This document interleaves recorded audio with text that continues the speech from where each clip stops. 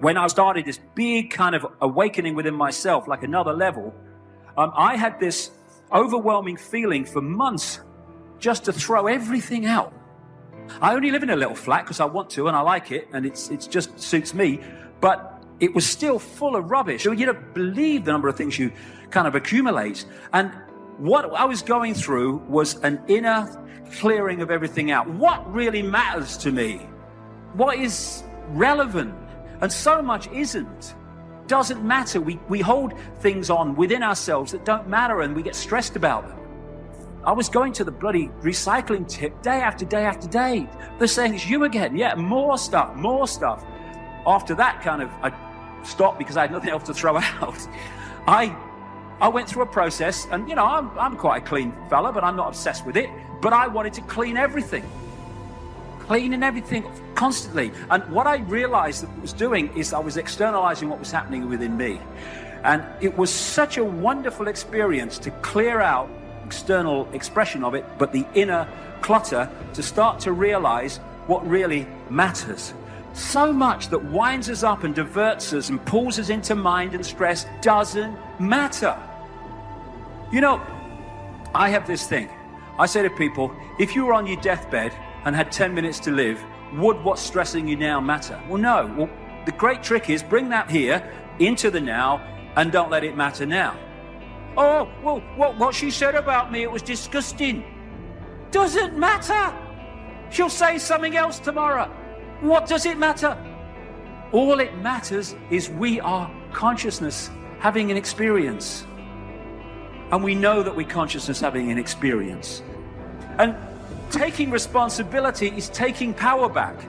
Actually, we are expressing an energetic, vibrational version of us all the time. It's called vibes. And if we could get into a real deep level of it, we'd realize what I call this magnetic attraction is actually creating our reality all the time. The manipulators know that. If they can bring you into certain states of being, certain states of stress, certain states of fear, they know that by doing that, you are going to generate the vibrational frequency of those emotional states, and you are going to draw other sinking energies, other stressful, fearful, emotional states towards you. And therefore, they're actually creating your reality by manipulating your state of being. They know how this works. And if we take responsibility, as Carl Jung said, people will do anything, no matter how absurd, in order to avoid facing their own soul. But if we say, I am responsible for what I am creating, what is it about me that's pulling this in? You take responsibility, and what you're saying is, I have the power to control my reality. I've just got to take responsibility for what's happening and then realize why it's happening. And with that realization, the vibrational frequency I'm broadcasting changes, and we stop pulling that kind of thing into our lives anymore. We changed our reality. And then comes a point when it's time for another stage to arise, where the dream of form is no longer, consciousness is beginning to awaken from complete identification with form. And that is happening to many humans. And this is why human beings are drawn to spiritual teachings, with the awakening from the dream of form. So, who am I? What does it mean, I? What is identity? What does it mean when I say I? What does it feel like? What is I? What am I? Now, most people, yet if you ask them, who are you? They will define the word I in terms of form. They will say, well, obviously this body, that's I, which comes maybe first, and then there comes the mind with its accumulations, its accumulated, its habitual thought movements, its memories. There come the emotions that go with the thought movements, the psychological form of I. So they say, well, I am this body, then there's a name, which of course is just a sound. You say, John, I am John. And many people say they think that's already a big part of who they are when they can say their name. And, oh, okay.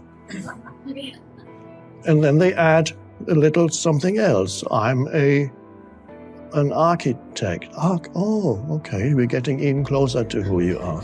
And I'm a father, which, okay, good. And your age, okay, something. That's, okay, we're almost there now, just need a few more details, and then we know who you are.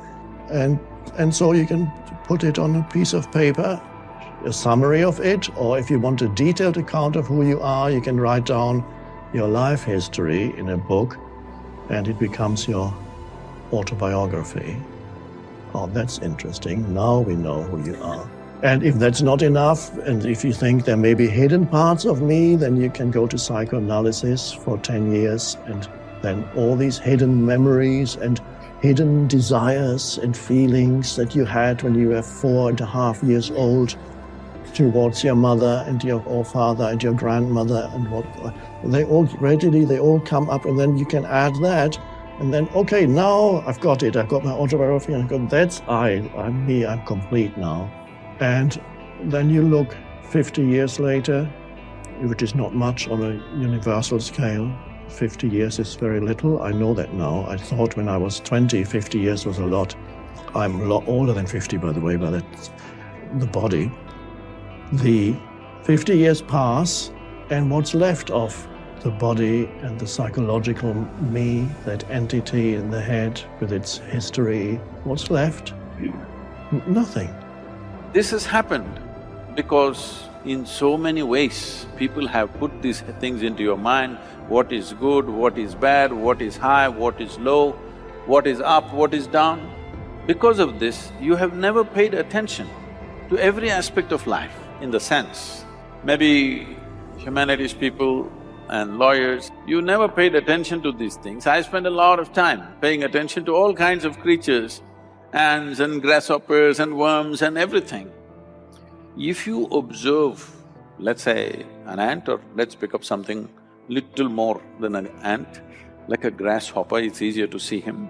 If you look at him carefully, whoever created this grasshopper has paid as much attention to a grasshopper as they have paid to this one. Please pay attention and see. When the source of creation has given equal attention to ant and you, who the hell are you to think an ant is a lowly creature and you are some superhuman being? Why are you making this judgment?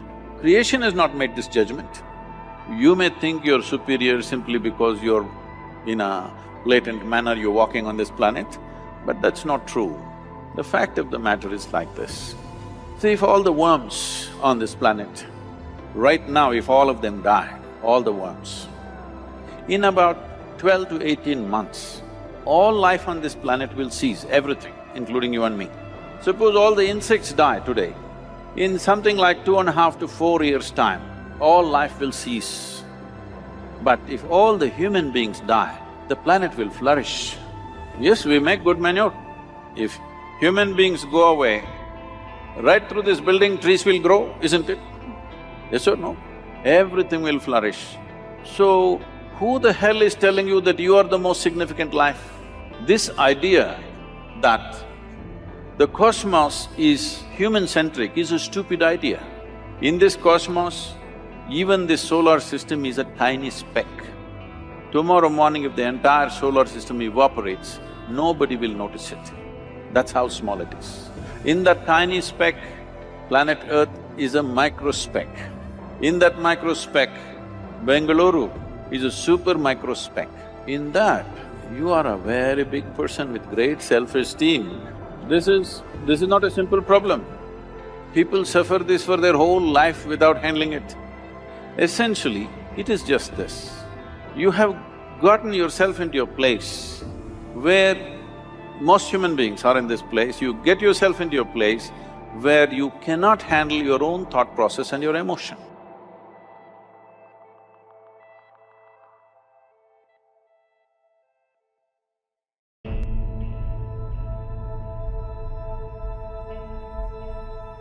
It is with the mind that we serve the Lord. The mind is the battleground. It is the place where the greatest conflict is. There are more people in this room having trouble in their mind than there are people having trouble in their finances.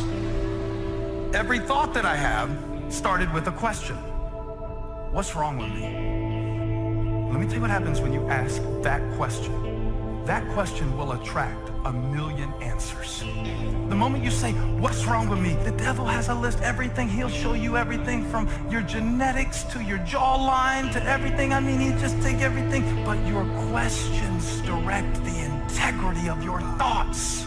The struggle is in your mind. Slept 8 hours and you wake up still tired.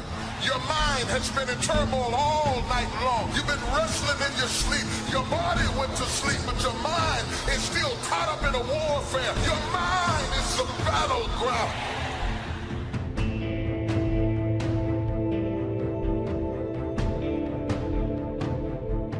I want to give you the heads up. Never question God.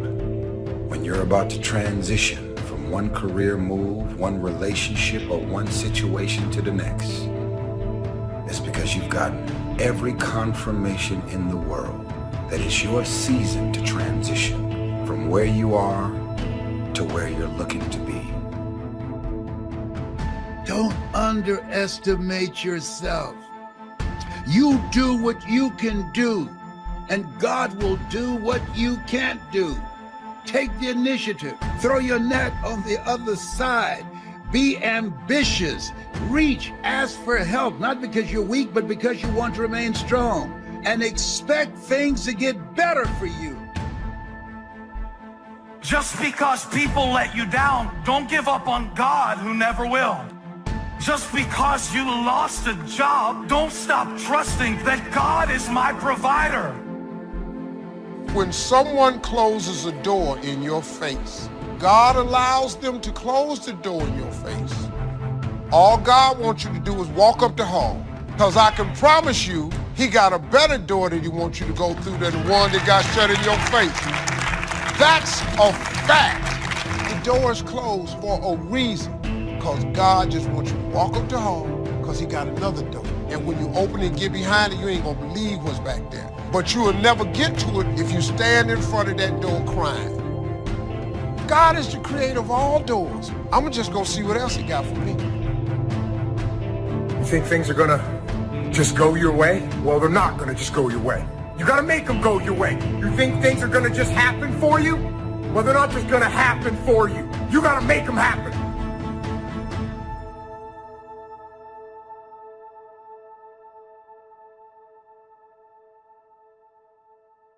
So I want to challenge you to waste no more effort wrestling with other people.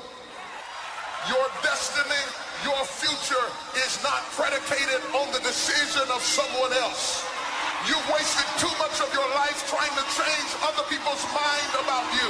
It doesn't matter what they think about you. God is not going to bless you by their opinion. God is going to bless you by how you see yourself. Just start acting like you're blessed, talking like you're blessed, thinking like you're blessed, dressing like you're blessed. If you will put actions behind your faith, one day you will see that become a reality. You cannot go around thinking that you've reached your limits. You're going to become what you believe. You are fully equipped. It may not have happened in your past, but it can happen in your future. Now, I'm asking you to go get what belongs to you. You are blessed. You are prosperous. Start acting like it, talking like it, dreaming like it.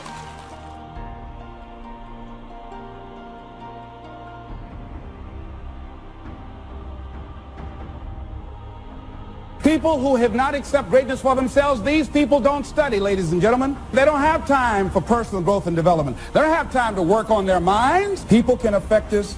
Our peers can affect us. Our environment can affect us. Just working consciously to overcome the poverty consciousness, the feeling constantly of saying you deserve this. There's no need for you to be afraid. It's not too good to be true. It's true because you've earned it. Why do we care so much about people who don't care about us? That won't be there in the hard times, that won't be there when you hit rock bottom, that won't be there in your struggle, that never call you and ask you how you doing, that never calls you and asks you or checks on you to see if you need something. Why do we care about what they think? We all go through disappointments and things that are not fair. It's easy to hold on to the hurts, and think about what they said. We get up in the morning, it's the first thing that comes to mind. We don't realize how much that's affecting us, draining our energy, limiting our creativity. If you're going to fulfill your destiny, you have to get good at letting things go. See, your unwillingness to forgive another person is like you sipping the poison, waiting on them to die. Forgiveness is for you. You can't drive your car looking in the rearview mirror. You can't. There's a reason why the rearview mirror is this big and the windshield is this big. If you keep looking in the rearview mirror, you're gonna keep crashing your car. Have you ever noticed that when your faith is the strongest, you come up under the greatest attack? Because every time the devil senses that you're about to walk into who you be, and he's trying to stop you from doing it, slap somebody and say, just do it. Be great before it's too late. Being in a great house does not make you great. It's one thing to have great parents, but that doesn't make you great. And they said it's possible to be in a great house, but you not be great. So being in a great house does not ensure that you'll become great. How can you keep your mind on what you're trying to do? How can you make the choice of discipline over procrastination? How can you keep an attitude of doing it all and doing it now? How can you stay focused on your ambitions? You can keep your focus on your work, or you'll find yourself distracted. Distracted by negative thoughts, distracted by negative people, and pretty soon, depending on the type of people you've associated with, distracted by your doubts within yourself. Even when you face rejection, even when you face failure, you make a decision. I will remain in the grind. I'm not backing down. I'm called to make a difference. Greatness is not immediate. This is so important. In other words, greatness takes time to develop. Greatness is not immediate. You got to stay with it. You got to stay at it. You got to keep working on it. We give up too quickly. You map out, you think, you strategize, you change up your team, ready for the opportunity to present itself. Most of y'all are impatient. If it doesn't happen as fast as you want it to happen, you say maybe it wasn't meant to be. God will never give you something somebody else is supposed to have.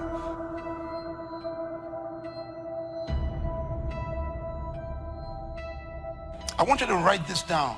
There are two powers in life that every one of us have to deal with every day, that you can never control or stop.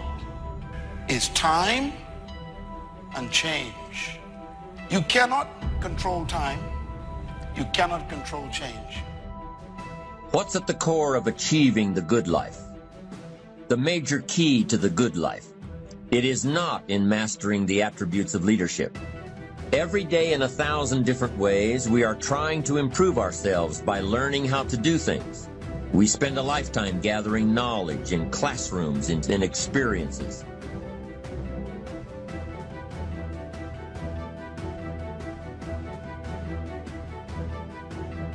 Self-approval.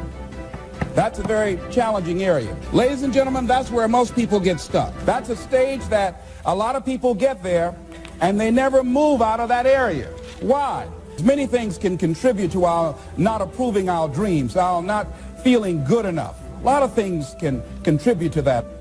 Many of us never live up to our potential or don't approve ourselves because we never had anybody to believe in us. And because your doing doesn't come from the deeper place of being, it hasn't worked for you. If you're trying to find out who you are by doing things, you will never find out who you are by doing. You'll have to start with being, because the difference between the two determines the direction of your destiny.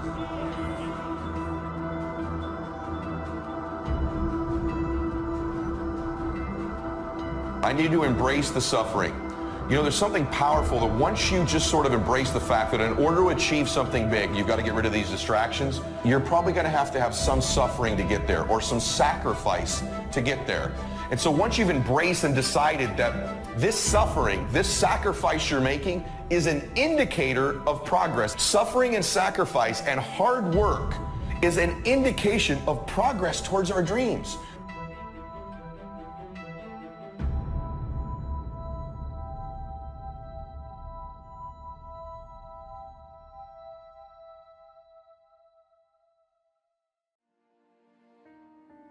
So easy. So easy to put things off. So easy to say, you're going to do it tomorrow. Well, I want you to reprogram your brain and tell yourself that tomorrow is not a viable option. You do it today. You get it done today. That's what you do. The journey is just the pieces that you have to go through. And you get to choose to enjoy those pieces, to have fun during those pieces. Because you know you're going to come out the other end, being the person you wanted to be. And you're going to see it before everybody else does. That I can guarantee you. When we go around dwelling on these negative, defeated thoughts, we are sending poison down through our system. We are telling our command center, the mind, this incredible tool God's given us to release defeat, failure, mediocrity. I wish for you that you might develop a growing awareness of the world around you and your possibilities in it. Develop a sense of history and destiny, and be grateful for the opportunity that you have to participate in that grand endeavor. Start the daily action of first cleaning up all your current situations. Remember, little achievement leads to confidence that conquers guilt. Then buy up every challenge to reach your goal. You can now handle it. The winter, the spring, the harvest, the inspiration from it all, and the immediate and future progress that will someday give you a view from the top of your goals, your adventure, and your achievements. When you get up in the morning, no matter how you feel, you need to say, I am strong, healthy, energetic. I have discipline and self-control. I look good, I feel good, I think good, I smell good. Some of you, if you would do that, your mind would go tilt, tilt, tilt. It would think, what in the world are they saying? It would send an alert all through your system saying, hang on guys, we're changing directions. Don't send out any more defeat. This is a new day. Send out health, send out healing, send out strength, vitality, victory. You've got to get your command center sending out the right instructions. The people that are going to be successful are willing to do the things today others won't do in order to have the things tomorrow others won't have. What is it that most people won't do? Here's what they won't do. Learn something new. They're comfortable with what they're doing now. Learn something new.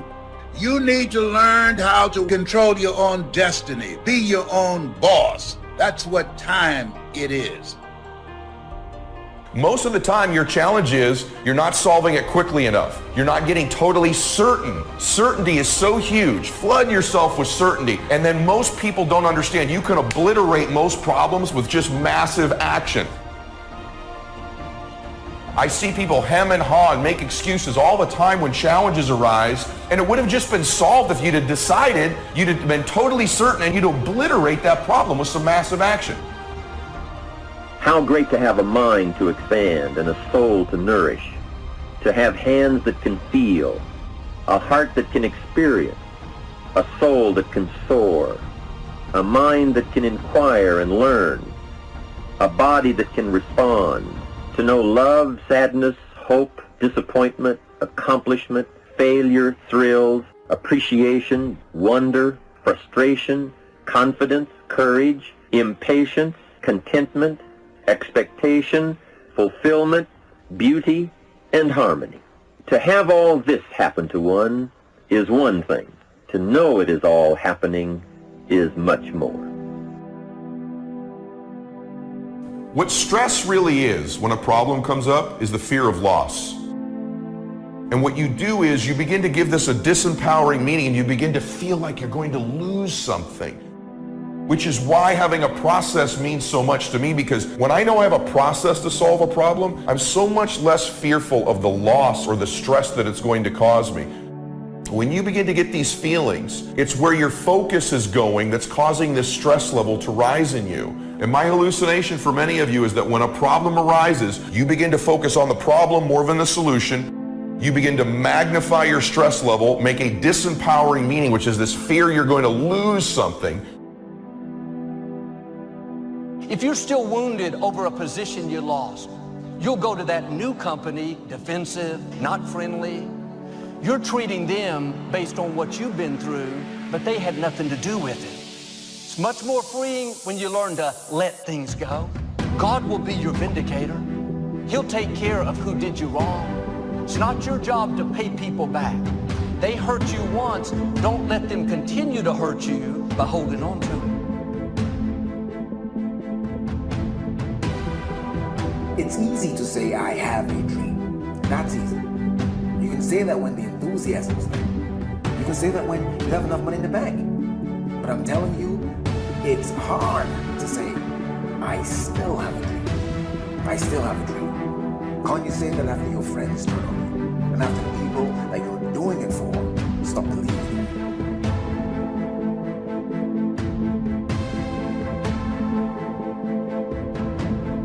Discouragement is deadly. It can get you off track. When you have a setback and you get discouraged, you can get set on the shelf. We all get discouraged. It's powerful. It is universal. It involves everybody, and it is recurring. It doesn't just happen one time in your life. Many of us never ever discover our greatness because we become sidetracked by secondary activity. We start doing so many things, we just give our time away until we don't have any time for ourselves or any time to do the things that we want to do. I'm saying to you that one day you look around and there goes a year, there goes 2 years, there goes 3 years. So is there something you want to do? Do it now. A man's life consists in how he managed time and change. We become what we are as a result of how we use time and how we manage the changes in our lives. Our mind comes as standard equipment at birth, and things that are given to us for nothing we place little value on. Things that we pay money for, we value. The paradox is that exactly the reverse is true. Everything that's really worthwhile in life came to us free. Our mind, our body, our hopes, our dreams, our ambitions, our intelligence, all these priceless possessions are free, but the things that cost us money are actually very cheap and can be replaced at any time.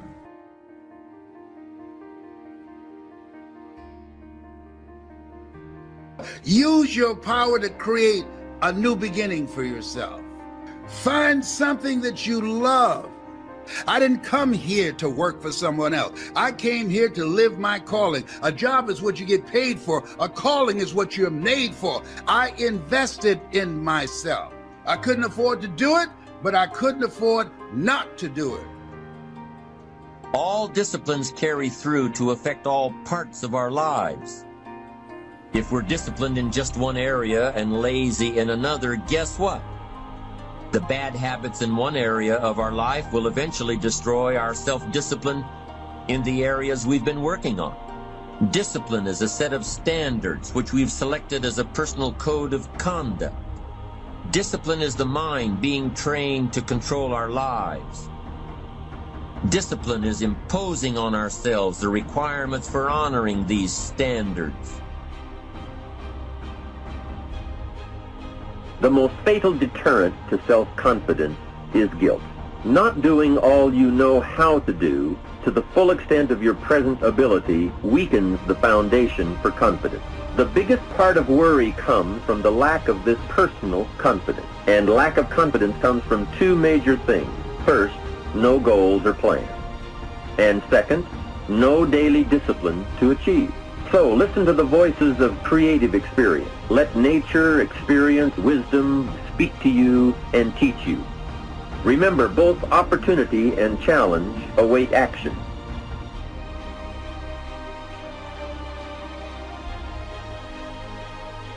You can work on micro habits with regards to your conscientiousness, and I think the best micro habits, set up some aims for yourself, goals that you actually value. It helps you do a situational analysis of your life more than a psychological analysis, I would say. And so the questions are something like, well, you're going to have to put some effort into your life. We become what we think about. Conversely, the man who has no goal, who doesn't know where he's going, and whose thoughts must therefore be thoughts of confusion and anxiety and fear and worry, becomes what he thinks about. And if he thinks about nothing, he becomes nothing. Motivation it's kind of a strange word. We think it means that we're fired up to do something and passionate to make something happen. Because you just can't turn on passion. You can't just turn on the desire to execute a task. Be certain of one thing. Every exaggeration of the truth, once detected by others, destroys our credibility and makes all that we say and do suspect. The tendency to exaggerate, distort, or even withhold the truth is an inherent part of all of us. It starts when we're kids, and then it continues when we're adults, exaggerating our net worth to impress old friends, exaggerating how close we are to closing a deal to impress the boss. If you make it to the end of this video, I want you to write, I am determined to reach my goals. I am determined to reach my goals.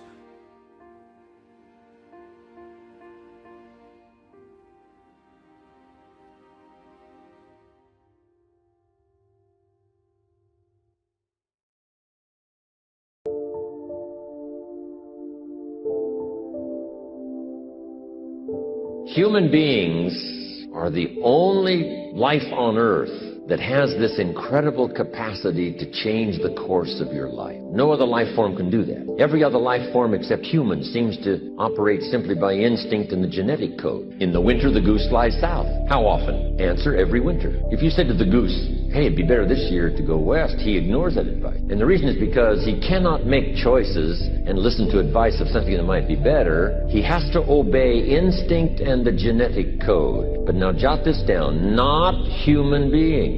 Human beings can alter the course of their life. Human beings can live one way for 5 years, tear up that script, live a totally different way the next 5 years. The first 6 years of my economic life, I wound up broke. Second 6 years, I wound up rich.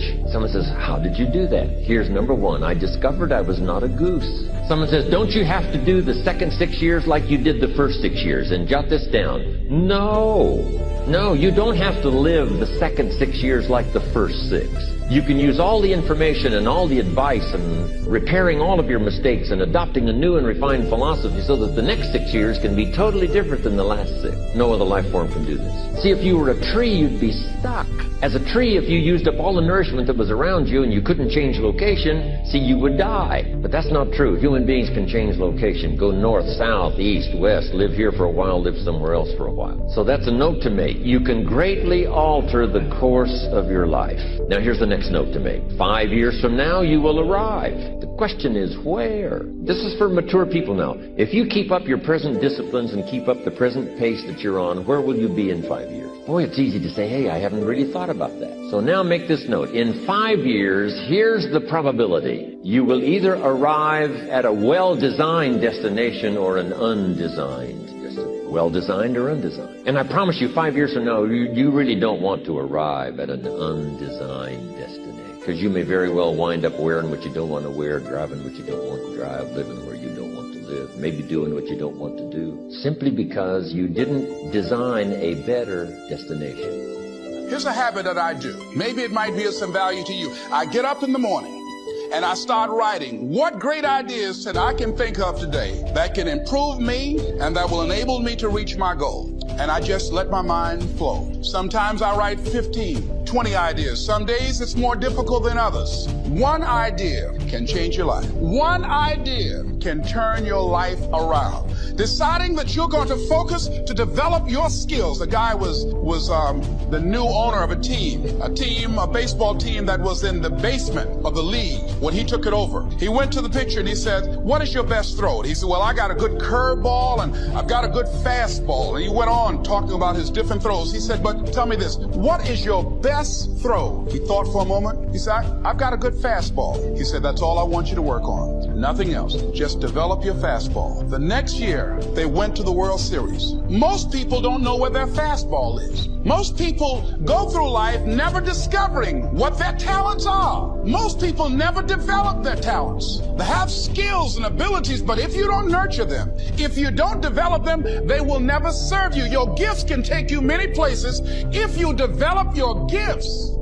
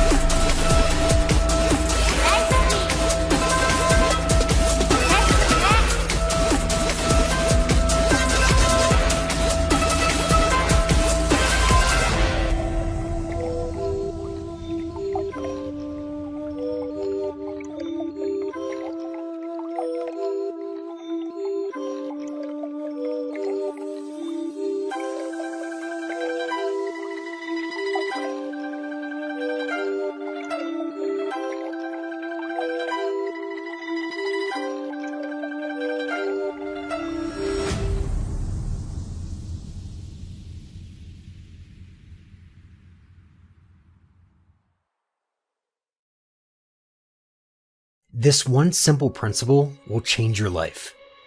It doesn't cost any more energy to think big than it does small. We wonder why we don't have any strength, why we can't get ahead. It's because our thoughts are limiting us. You can't think defeat and have victory. Your life is going to follow your thoughts. Be careful what you think, because your thoughts run your life. Your thoughts affect your actions. Then your actions, in turn, translate into whether or not you succeed in your career, relationships, and life. Your thoughts also play a part in your values and beliefs, which influence the quality of your personal relationships and how you view the world at large. It's important that we don't get caught up in only thinking positively. You can sit in the garden of your mind telling yourself there are no weeds, but to build a truly fulfilling life, you need to stop covering up the weeds with positive thinking and pick them instead. You need to get to the root of what's holding you back and cultivate an overall positive mindset that doesn't ignore negative emotions, but knows how to control them.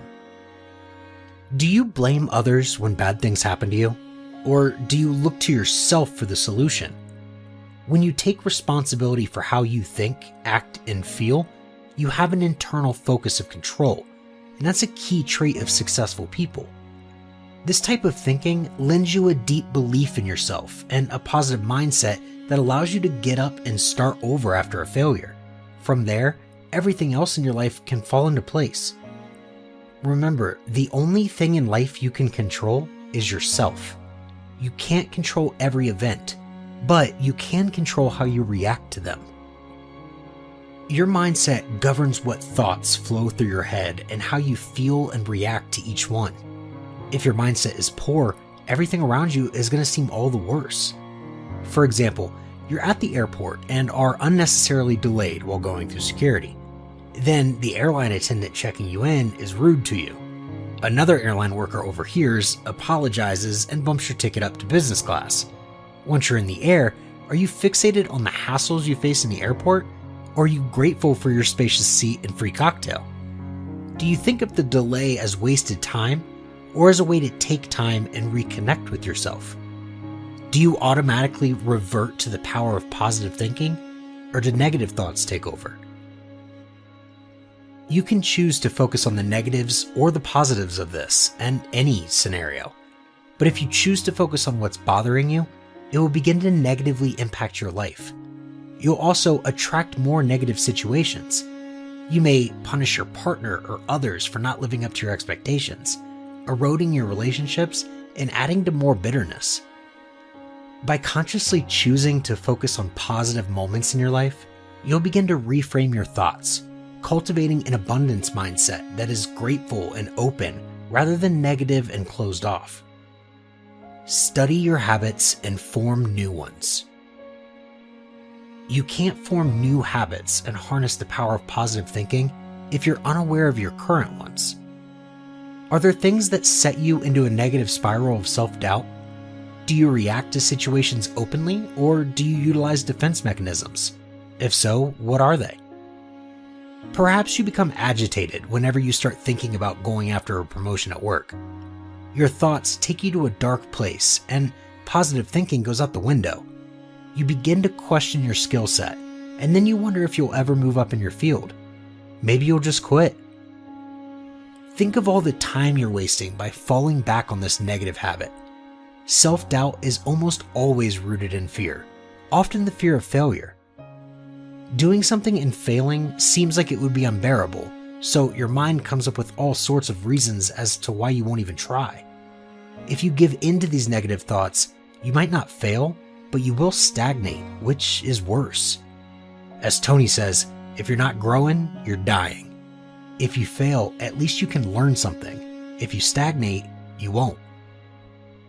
What if, instead of getting swept up in a pattern of negative thoughts, you refocused your energy and developed empowering habits that use positive thinking? Stop the spiral of doubt by blocking it with positive thoughts. If you're able to cut off a negative thought pattern before it gets out of hand, you can shift to recalling positive affirmations instead. By training your mind to block negative thoughts with positive thinking, you're steadily training yourself to stop thinking in a negative way. Fear won't rule you anymore. That's the power of positive thinking.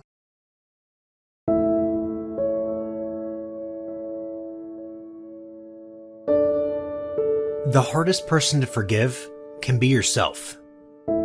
As powerful as it sounds, forgiveness is the biggest gift we can give ourselves. But it's not an easy one to attain. People who withhold self-love often find that they are constantly at war with themselves. So when things go wrong in a relationship, it leaves them feeling unfulfilled and unloved.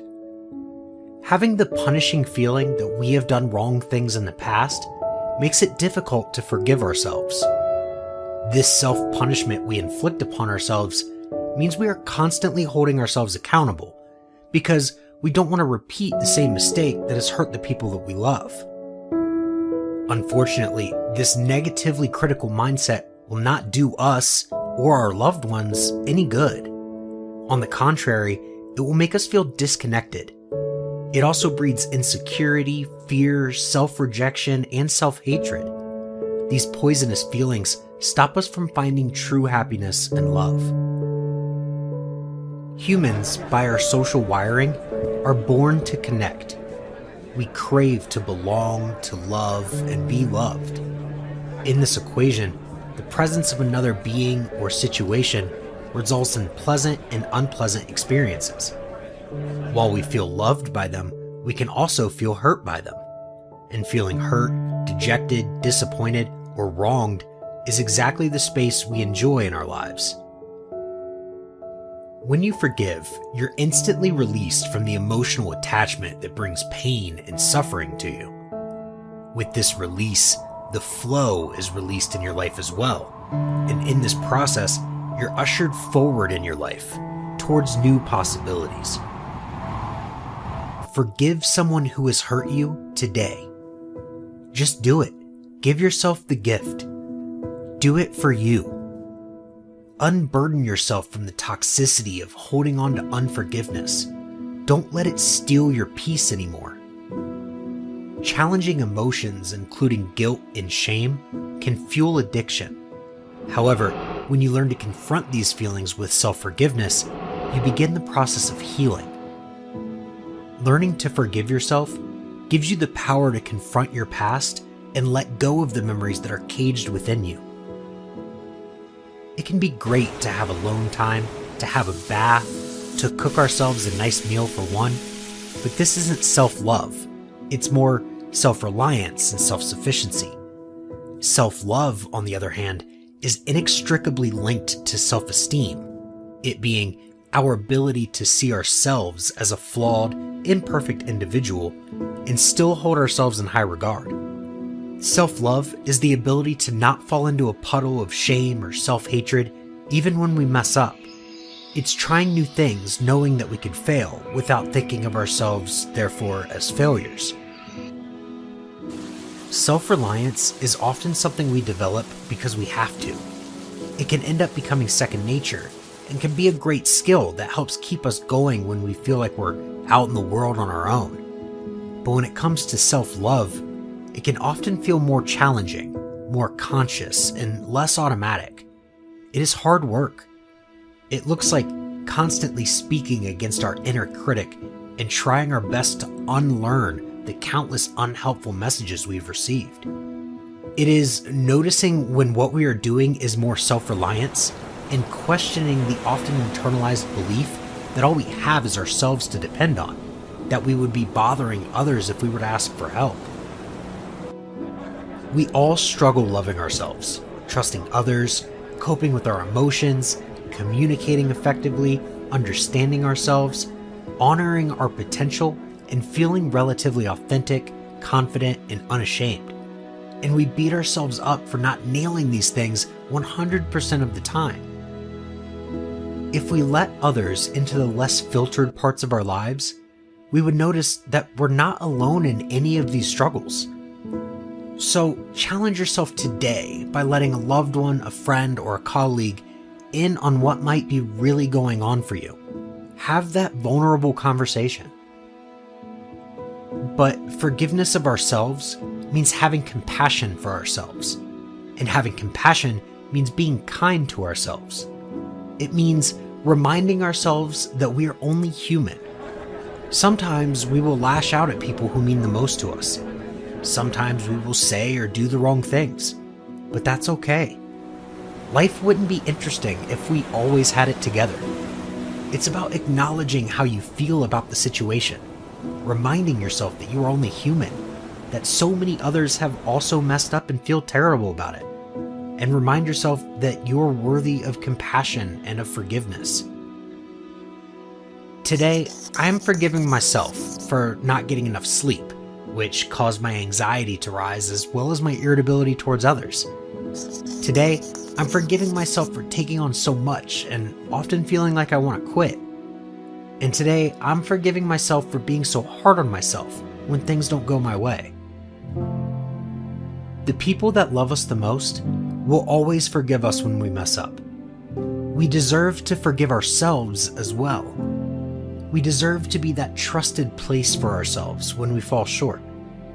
We deserve to be the person that loves ourselves so much that when we feel like we didn't do our best, we can provide comfort to ourselves rather than criticism and judgment. Try giving yourself a break today. You're doing the best you can, and I can assure you that it is enough. So if you've messed up and it's tearing you apart, it's okay. But remember that you deserve forgiveness to continue on this beautiful life that you have been given.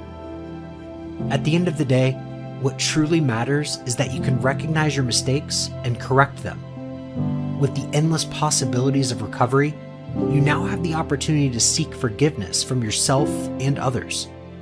You get to stop the cycle of shame and guilt and forgive yourself. Self-love and forgiveness is the key that unlocks the doors of recovery.